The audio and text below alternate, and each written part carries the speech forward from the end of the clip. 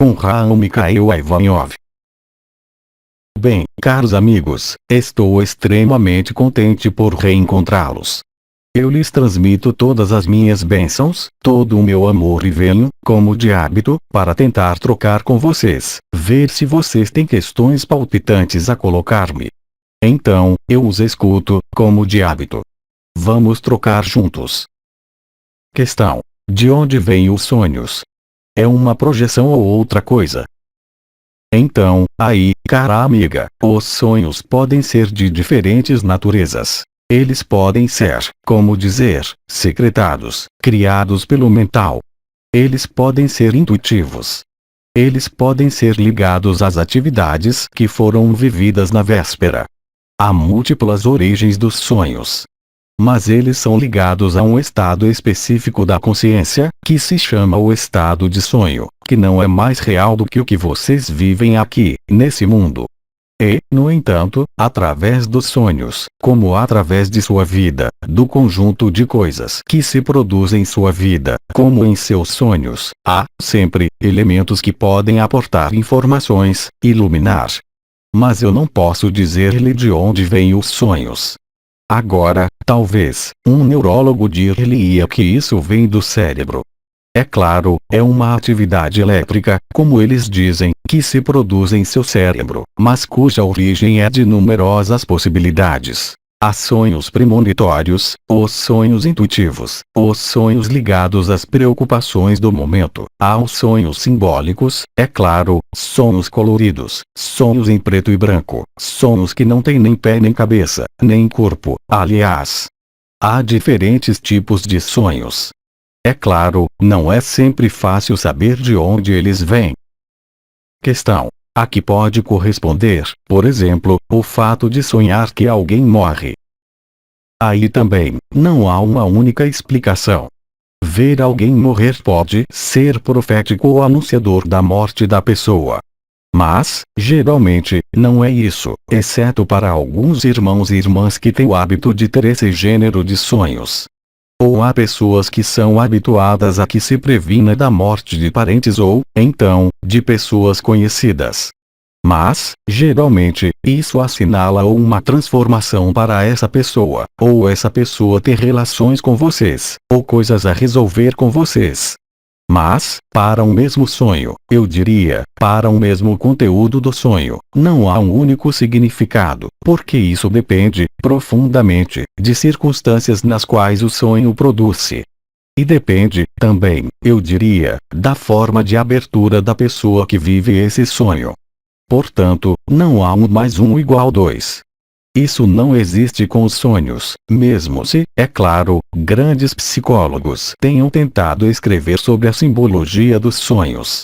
Mas, mesmo essa simbologia dos sonhos, não tem um único pró e um único contra. Pode haver muito numerosas explicações.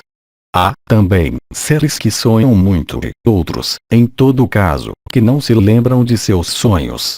Eu os lembro de que os povos, a que nós chamamos, nós, ocidentais, de primitivos, chamam a vida, um sonho. Questão: onde estamos, durante o espaço dos sonhos? Você está em sua cabeça. Questão: e, portanto, não no absoluto? Não.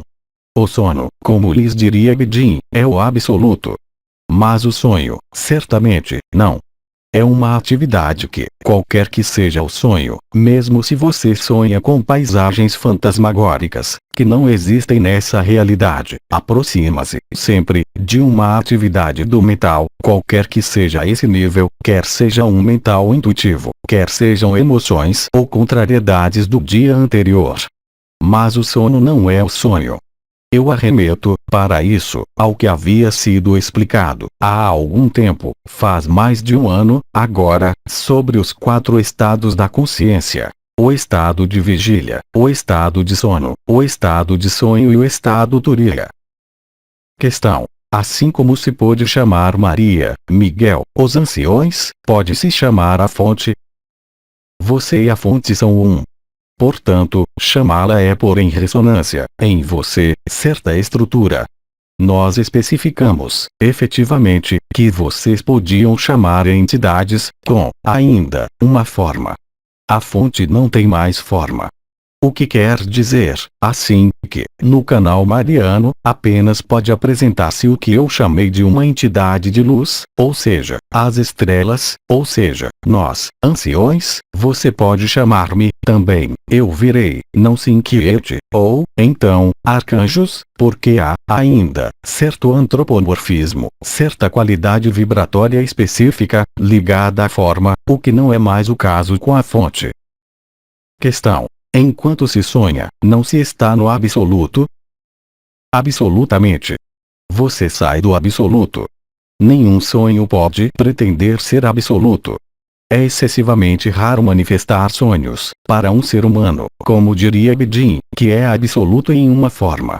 Ou, então, não é mais um sonho, mas é um estado de descorporação, de viagem na existência, eventualmente.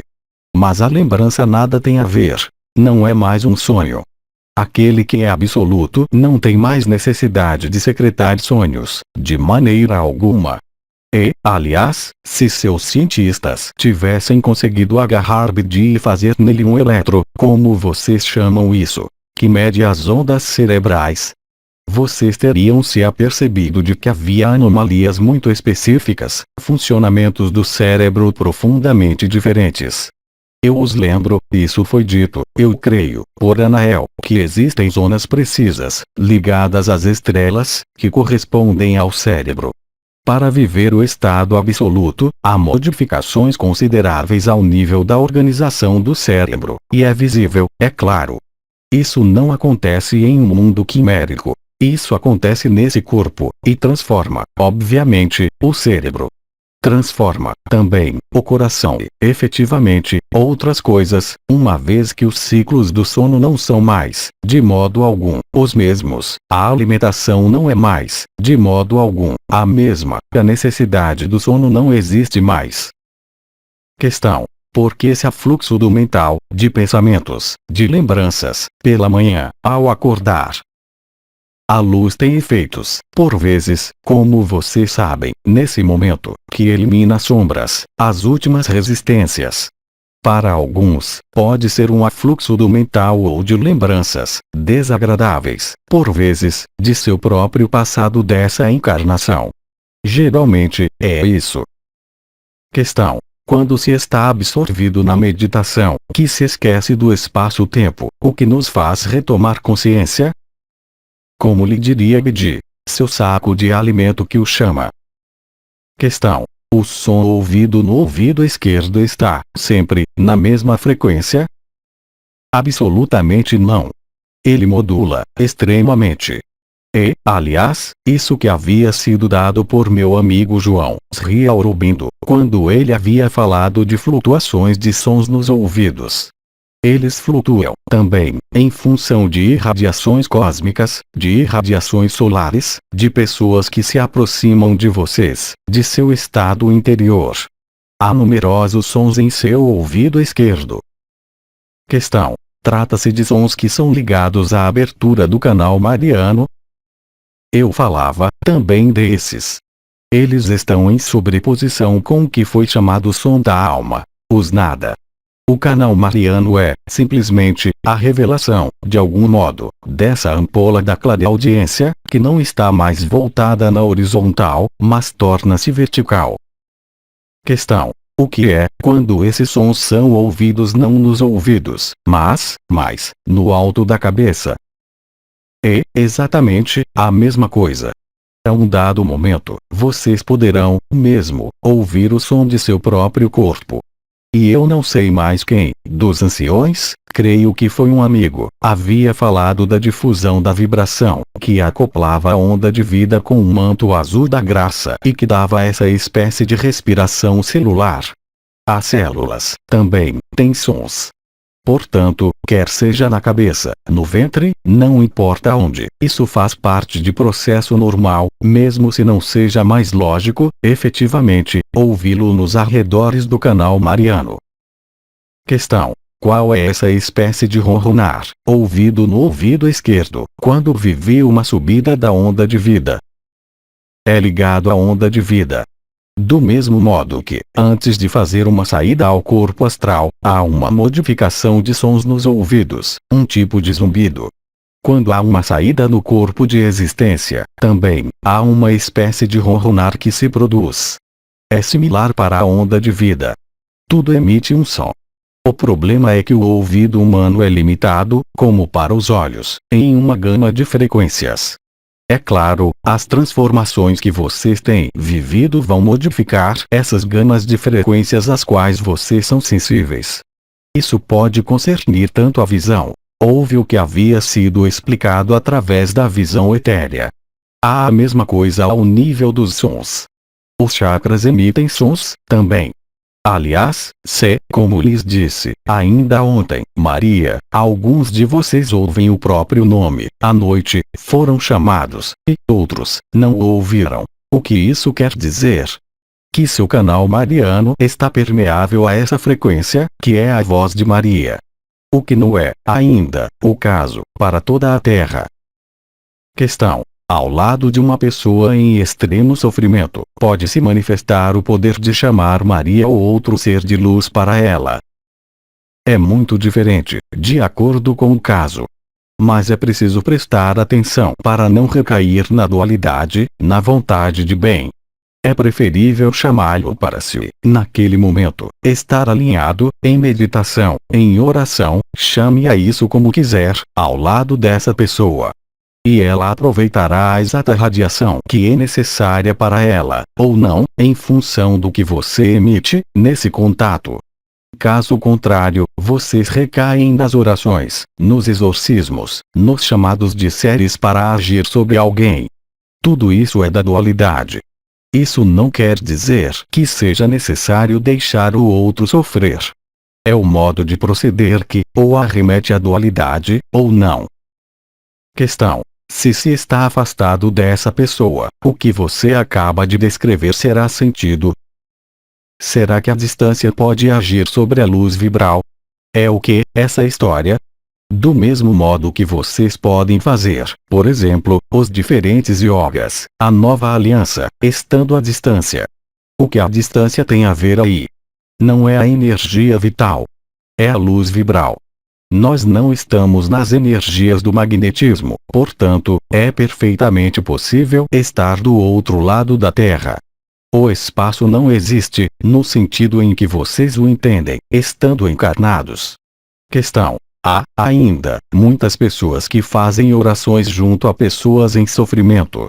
Pode ser, também, importante proceder diferentemente. É muito importante proceder diferentemente. Mas vocês não podem impedir as pessoas de fazer orações para a Terra, para a cura da Terra, para a cura de uma pessoa. Se vocês fossem, verdadeiramente, absoluto, não teriam qualquer vontade de trocar o que quer que fosse, uma vez que vocês são absoluto. Deixem cada um viver seu caminho para o que ele é. É claro, o sofrimento chama a compaixão, chama a empatia e chama, sobretudo, a ação, seja para si ou para alguém outro. Mas tudo depende, como diria Bedin, de seu ponto de vista, ou seja, de sua consciência. A partir do instante em que vocês querem fazer o bem, que agem, unicamente, na vontade de bem, vocês se afastam da unidade e afastam-se do absoluto. O absoluto, digamos, é o bem final, porque há uma transparência tal, que a luz não encontra qualquer obstáculo, qualquer resistência e qualquer personalidade. Então, naquele momento, a luz age pela inteligência dela, mas não pela inteligência humana que, em seu orgulho desmesurado, vai crer que, pondo a luz sobre uma pessoa, por sua vontade egóica, ela vai curar alguém. Isso não existe. É preciso ter chegado ao nível da mestria, como o Cristo e como tantos outros, para expulsar os demônios em nome da luz, não estando na dualidade. É toda a problemática, se querem, do que vocês chamam a New Age, na qual o mundo tem a impressão de que vai poder enviar a luz por toda a parte. Mas o que é que vocês enviam, realmente, se não é sua própria projeção de luz? Tudo depende de qual é seu objetivo. Mas apreendam, efetivamente, que, de algum modo, ou vocês mantêm a dualidade bem-mal, ação-reação, ou estão na ação de graça. O Cristo, por exemplo, havia dito: quem me tocou? E a mulher foi curada porque havia tocado o Cristo. Será que o Cristo havia emitido qualquer intenção? É profundamente diferente quanto às consequências e quanto ao estado daquele que trabalha, ou que é um objeto disso. Agora, façam como quiserem. Se sentem que, para vocês, é preciso enviar a luz à Terra, façam-no. Se sentem que é preciso pedir a Maria para curar tal pessoa, façam-no. Mas tudo o que vocês fizerem pode apenas ser ditado por sua consciência. A questão que há a colocar-se é: por que vocês estão na compaixão quando um ser humano sofre? Porque vocês querem enviar a luz à Terra. O que é que, em vocês, quer isso? Então, sei, é claro, todo mundo vai responder: o amor, fazer o bem, etc. Mas, por trás disso, o que é que há? Em qual jogo vocês jogam? Cabe a vocês definir. E jogo, eu preciso, como não soube de J-O-G-O em. Questão: o que é o êxtase e como se manifesta em nosso corpo?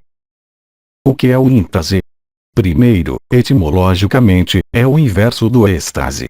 O êxtase é um estado profundo de absorção no absoluto. Isso lhes foi contado, por exemplo, por Mananda Moy, ou, também, por Hildegard de Bingen, há muito tempo. O êxtase é um estado de absorção tal, da consciência, que não pode existir mais qualquer manifestação da consciência exteriorizada. Não há, mesmo, mais irradiação de luz. A pessoa, como dizer, como que abandonou esse corpo. O que explica, por exemplo, que, nesse caso, o corpo pode ser, completamente, aparafusado ao solo. Não se pode despregá-lo do solo, porque a consciência extraiu-se, inteiramente, da ilusão. Isso é o êxtase. Ao nível do corpo, não há mais qualquer percepção. Questão: o que quer dizer: eu sou o caminho, a verdade e a vida? É muita metafísica, isso. É o Cristo, que é suposto de ter dito isso, e ele disse: eu sou o caminho, a verdade e a vida. O que quer dizer que ele exprimia, através disso, ou, como quando ele dizia: eu sou o Alfa e o Ômega, é a mesma coisa, é que, imitando o Cristo, vocês se tornam como ele. Agindo, no amor, como o Cristo, dizendo a verdade, dizendo que é a vida, mostrando o caminho, ele pôde dizer: eu sou o caminho, a verdade e a vida. Não como seguir o Mestre, mas, simplesmente, imitando-o, ou seja, tornando-se como ele. E tornar-se ele, aliás, para alguns. Lembrem-se que Cristo é o Filho ardente do Sol. É o Logos solar. É Cristo/Miguel, para além do personagem histórico. É, como dizer, uma espécie de molde energético e um plano energético, no qual vocês vão identificar-se, para além, é claro, da pessoa. E, naquele momento, vocês são o caminho, a verdade e a vida. Não porque vocês fazem belas palavras, não porque tratam de tal pessoa ou expulsam demônios. Porque vocês se tornaram totalmente transparentes. Nada há, em vocês, que pare a luz, porque vocês não existem mais, como pessoa. Ou absoluto, se preferem. Questão: Bidi precisou que não se é os sofrimentos, essa personalidade. Mas, no cotidiano, sou confrontado a medos, a aspectos de minha personalidade. Isso quer dizer, simplesmente, que você não é absoluto.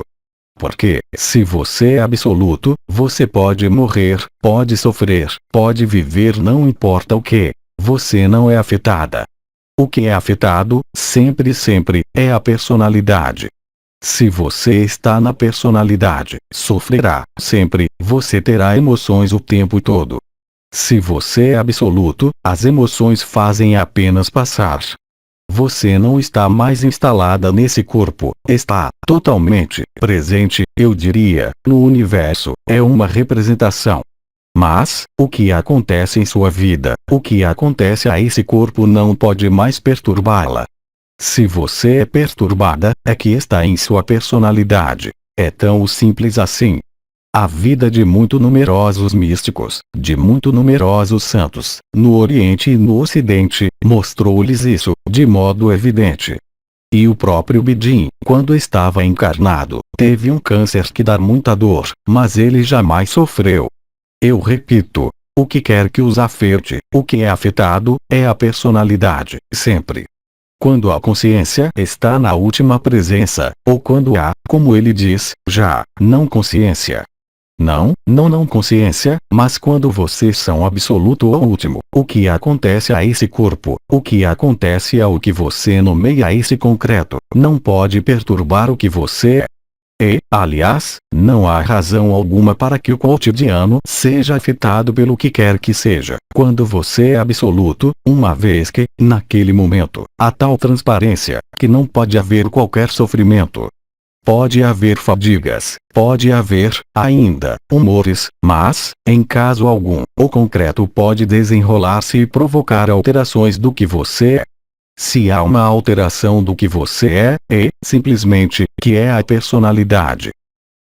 Questão. Portanto, concretamente, nessa vida cotidiana, como superar os medos? Nada se pode fazer. E, efetivamente, o que eu disse. Ou você se põe na personalidade, ou você não é mais a personalidade. Mas reflitam bem. Se, em sua vida, você exprime um medo ou algo que a perturba, o que é que exprime esse medo?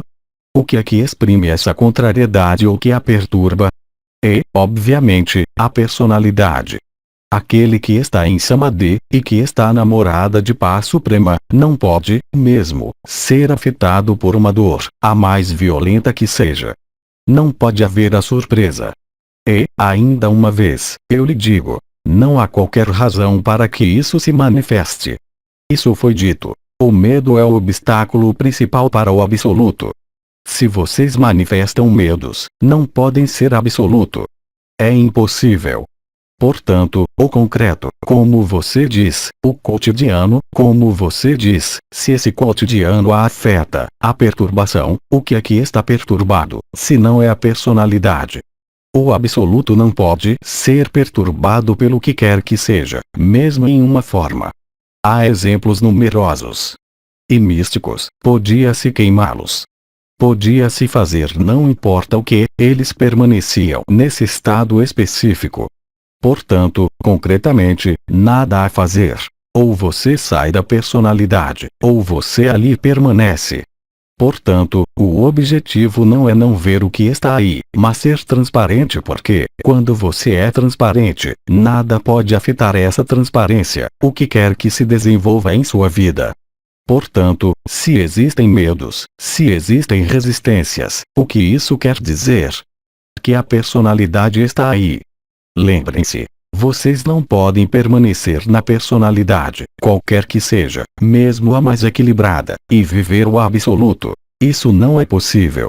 Enquanto há essa revolução da consciência, que os conduz à presença, ao eu sou, à última presença, vocês serão afetados.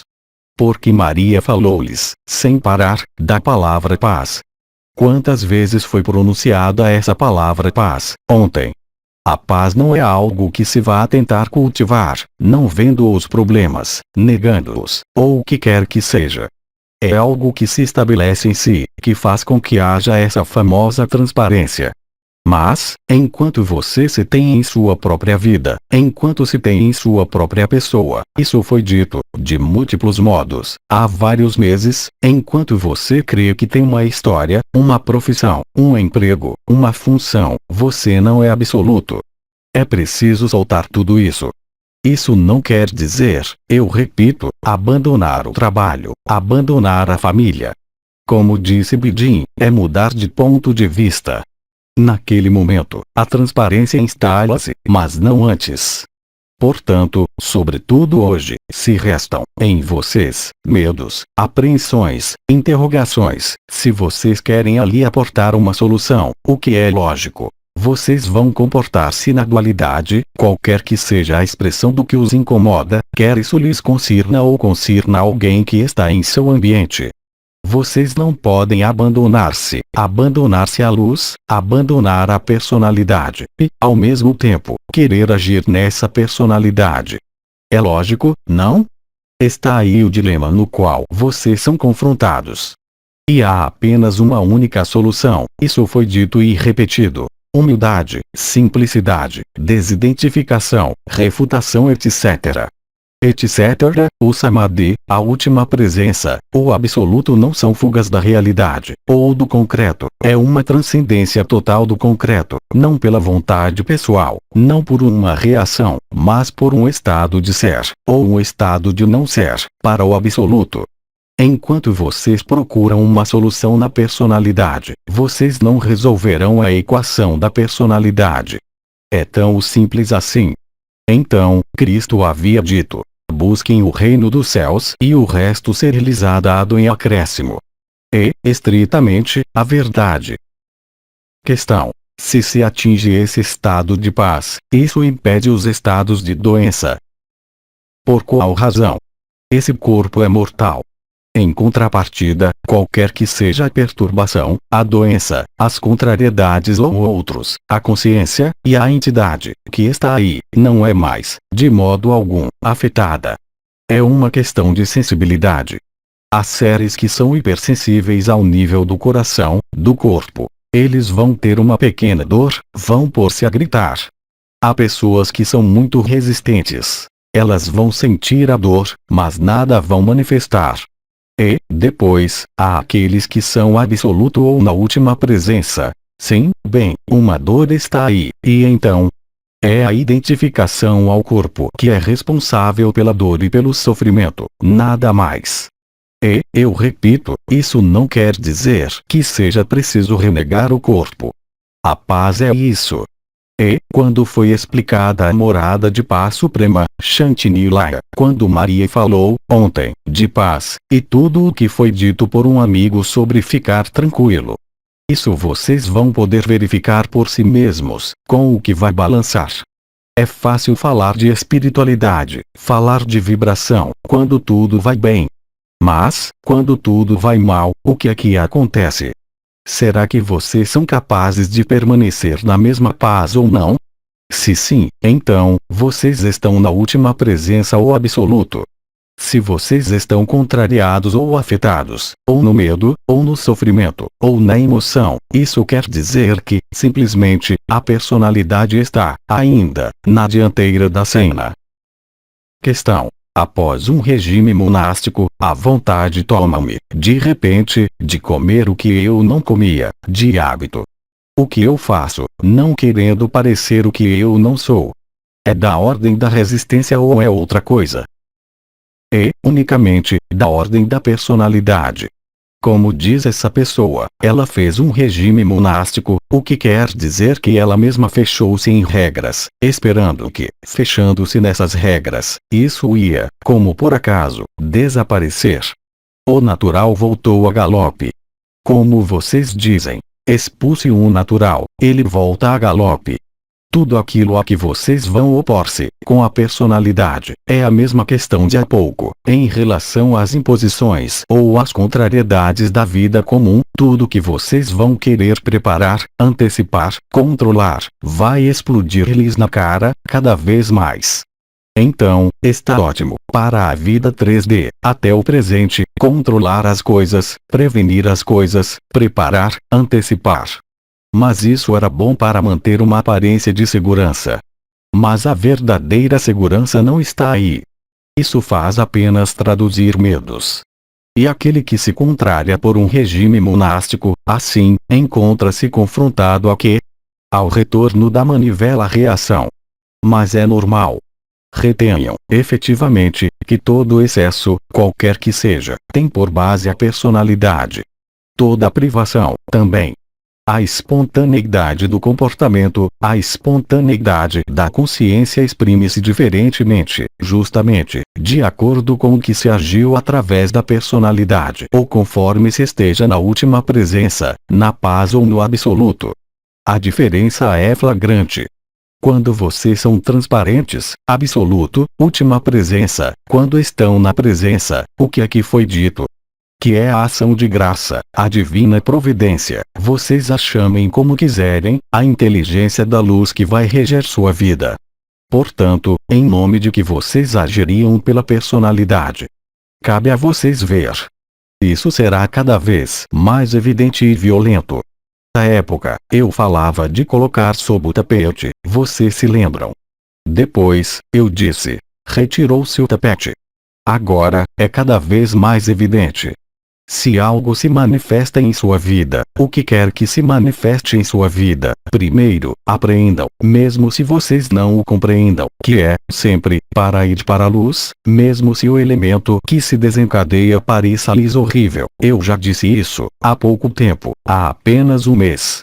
Mas, hoje, mais do que nunca, a luz está cada vez mais intensa. Portanto, ou vocês deixam fazer a luz, que não quer dizer renunciar à sua vida, mas tornar-se transparentes à sua própria vida.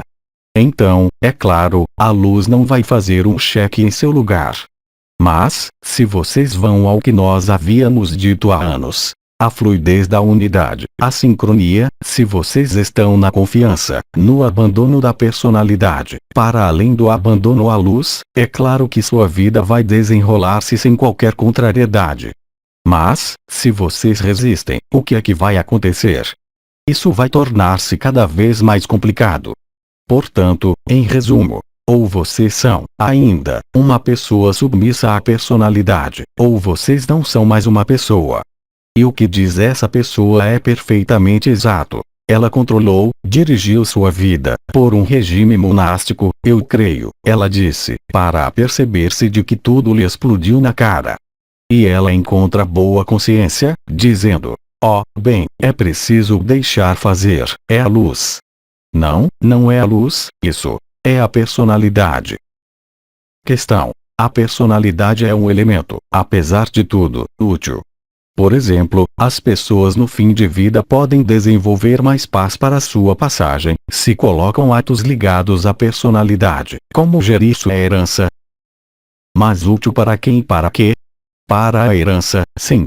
É um problema de personalidade, concorda? É uma paz ilusória. O que vocês não apreendem, verdadeiramente, é que, quem controla é a personalidade ou o que vocês são, em verdade. Quem dirige esse saco de alimento, como diria Bedin? Seu mental, sua pessoa ou o que vocês são, em verdade. As implicações, as consequências não são, de modo algum, as mesmas. A paz de que você fala é a organização de seus negócios. Qual relação com o absoluto, uma vez que, de qualquer modo, esse saco, como você diz, está morrendo para essa pessoa? Ela parte com a consciência tranquila, como se diz. Mas de qual paz trata-se? Se vocês buscam a paz da personalidade, vocês nada têm a fazer aqui. A paz de que fala Maria nada tem a ver com esse gênero de paz. Eu espero, pelo menos, que vocês apreendam isso. Quer você regularize seus negócios ou não, isso nada mudará no desaparecimento da personalidade. Estamos de acordo? Isso mudará, sempre, algo, para aqueles que permanecem, sobretudo se eles estão na personalidade, eles também. Não se fala das mesmas coisas, aí. A paz espiritual nada tem a ver com a paz da pessoa. Aquele que é absoluto, e que está na morada de paz suprema, não é, em caso algum, concernido pela morte desse corpo, nem pelo sofrimento, eu disse. É profundamente diferente. Questão. As famílias espirituais existem, unicamente, ao nível da alma ou podem existir, também, ao nível da essência? Absolutamente não. As famílias espirituais podem ser, por exemplo, ressonâncias de linhagens ou de referências, de origem estelar. Mas é tudo. A noção da palavra família é extremamente limitante. Então, efetivamente, há alianças, digamos, familiares, se pode dizer, entre diversas origens estelares, com óperas cósmicas, digamos. Mas tudo isso é extremamente limitado em relação ao absoluto, uma vez que o absoluto não reconhece separação. Ao nível do absoluto, não há, mesmo, mais linhagem, não há, mesmo, mais origem estelar. Agora, é a vocês que cabe estabelecer-se onde querem. Eu repito, há apenas uma que é verdadeira, e a outra, que é falsa. É uma verdade que está em diferentes níveis. E o que está em um nível é verdadeiro para aquele que ali está, mas não é verdadeiro para aquele que ali não está. E isso não é, absolutamente, contraditório. Prestem atenção a essa noção de família espiritual. Havia, também, uma história de família de almas. É muito engraçado encontrar almas irmãs, pessoas com quem se crê que se teve coisas lá em cima, etc. Etc. Mas, frequentemente, são álibis. Não se esqueçam de que as leis que regem o universo, ao nível dos mundos unificados, não têm qualquer correlação possível com as leis desse mundo. Portanto, enquanto vocês são baseados na experiência e na vivência do que conhecem, nesse mundo, vocês fazem apenas transpor aos outros mundos. Não é assim que funciona. Aliás, a problemática do ser humano, quando ele morre, é de crer que ele vai continuar a fazer as mesmas coisas. Então, ele não leva seu dinheiro, ele não leva seu marido ou sua mulher, ele não leva seus filhos nem sua casa. O que é que ele faz? Ele vai reproduzir a mesma coisa do outro lado. Ele não saiu da ilusão, nem do albergue, entre aspas. Mas tudo isso vai mudar, uma vez que vocês sabem. Vocês são, todos, liberados. Mas não confundam as coisas. A palavra paz, a paz espiritual, Shanti Nilaya, nada tem a ver com a consciência tranquila, como o exemplo de há pouco, de pôr seus negócios em ordem, para partir tranquilo. Não temos mais perguntas, agradecemos. Em todo caso, eu lhes agradeço muito por todas as suas questões, que são sempre muito enriquecedoras para aqueles que ouvem e lerão essas conversas. Portanto, eu lhes transmito todas as minhas bênçãos, todo o meu amor. Fiquem bem. Até breve. Mensagem atemporal.